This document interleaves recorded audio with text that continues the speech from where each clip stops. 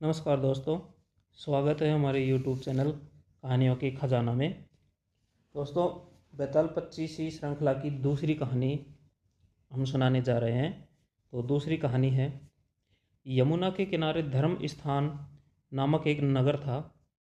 उस नगर में गणाधिप नाम का एक राजा राज किया करता था। उसी में केशव नाम का एक ब्राह्मण भी रहता था। ब्राह्मण यमुना के तट पर जप तप किया करता था। ब्राह्मण की एक पुत्री थी जिसका नाम मालती था। वह बड़ी रूपवती थी। जब वह ब्याह के योग्य हुई तो उसके माता पिता और भाई को उसकी चिंता होने लगी। संयोग से एक दिन जब ब्राह्मण अपने किसी यजमान की बारात में गया हुआ था और उसका भाई आश्रम में पढ़ने गया था, तभी उनके घर एक ब्राह्मण का लड़का आया। लड़की की माँ ने लड़के के रूप और उसके गुणों को देखकर उससे कहा कि मैं तुमसे अपनी लड़की का ब्याह करूंगी। होनहार की बात कि उधर ब्राह्मण पिता को भी एक दूसरा लड़का मिल गया। ब्राह्मण को वो लड़का पसंद आया और उसने उस लड़के को भी यही वचन दे दिया कि मैं अपनी लड़की का ब्याह तुमसे करूंगा। उधर ब्राह्मण का लड़का जहाँ पढ़ने गया था, वहाँ एक लड़के से यही वादा कराया। कुछ समय बाद बाप बेटे घर में इकट्ठा हुए तो देखते हैं कि वहाँ एक तीसरा लड़का और मौजूद है। दो उनके साथ आए थे। अब क्या हो, ब्राह्मण, उसका लड़का और ब्राह्मण की पत्नी बड़े सोच में पड़ गए। देवयोग से क्या हुआ कि लड़की को सांप ने काट लिया और वह मर गई। उसके बाप, भाई और तीनों लड़कों ने बड़ी भागदौड़ की। जहर झाड़ने वालों को बुलाया पर कोई नतीजा न निकला। सब अपनी अपनी करके चले गए। दुखी होकर वे उस लड़की को शमशान में ले गए और क्रियाकर्म कर वापस आ गए। तीनों लड़कों में से एक ने तो उसकी हड्डियां चुन ली और फकीर बनकर जंगल में चला गया। दूसरे ने राख की गठरी बांधी और वहीं झोंपड़ी डालकर रहने लगा। तीसरा योगी होकर देश देश घूमने लगा। एक दिन की बात, वह तीसरा लड़का जो योगी बनकर देश देश घूम रहा था, घूमते घामते किसी नगर में पहुंचा और एक ब्राह्मणी के घर भोजन करने बैठ गया।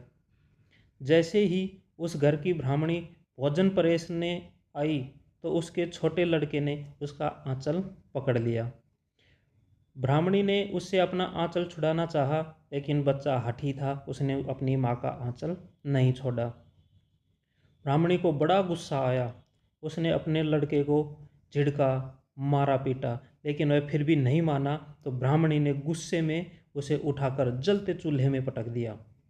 लड़का जलकर राख हो गया। तीसरा लड़का जो ब्राह्मण बनकर वहाँ पर भोजन करने बैठा था, बिना भोजन किए ही उठ खड़ा हुआ। उसके घर वालों ने, ब्राह्मणी के घर वालों ने बहुत कहा पर वह भोजन करने के लिए राजी नहीं हुआ।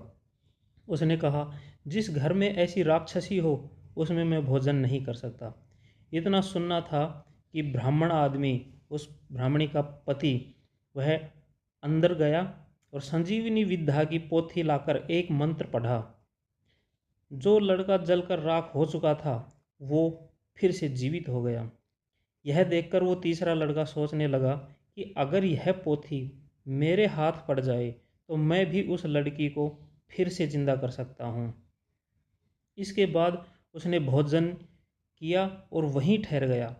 जब रात को सब खा पी कर सो गए तो वह ब्राह्मण चुपचाप वह पोथी लेकर, यानी कि वह लड़का चुपचाप वह पोथी लेकर वहाँ से चल दिया। जिस स्थान पर उस लड़की को जलाया गया था, वहाँ जाकर उसने देखा कि दूसरे जो लड़के थे वो वहीं बैठे बातें कर रहे थे। इस ब्राह्मण के यह कहने पर कि उसे संजीवनी विद्या की पोथी मिल गई है और वह मंत्र पढ़कर लड़की को जिंदा कर सकता है, उन दोनों ने हड्डियों को और राख को निकाला और एक जगह रख दिया। ब्राह्मण ने जैसे ही मंत्र पढ़ा, वह लड़की जी उठी। अब तीनों उसके पीछे आपस में झगड़ने लगे। यह कहकर बैताल बोला, राजा बताओ कि वह लड़की किसकी स्त्री होनी चाहिए। राजा ने जवाब दिया, जो वहाँ कुटिया बनाकर रहा उसकी। बैताल ने पूछा, क्यों? राजा बोला, जिसने हड्डियाँ रखी वह तो उसके बेटे के बराबर हुआ, जिसने विद्या सीख कर जीवन दान दिया वह बाप के बराबर हुआ, जो राख लेकर रहा घूमता रहा वही उसका हकदार है। राजा का यह जवाब सुनकर बैताल फिर से पेड़ पर जा लटका। राजा को फिर वापस लौटना पड़ा और जब वह उसे लेकर चला तो बैताल ने तीसरी कहानी सुनाना शुरू किया। तो दोस्तों ये थी बैताल 25 सीरीज की दूसरी कहानी। तीसरी कहानी लेकर शीघ्र ही हम आपके सामने उपस्थित होंगे।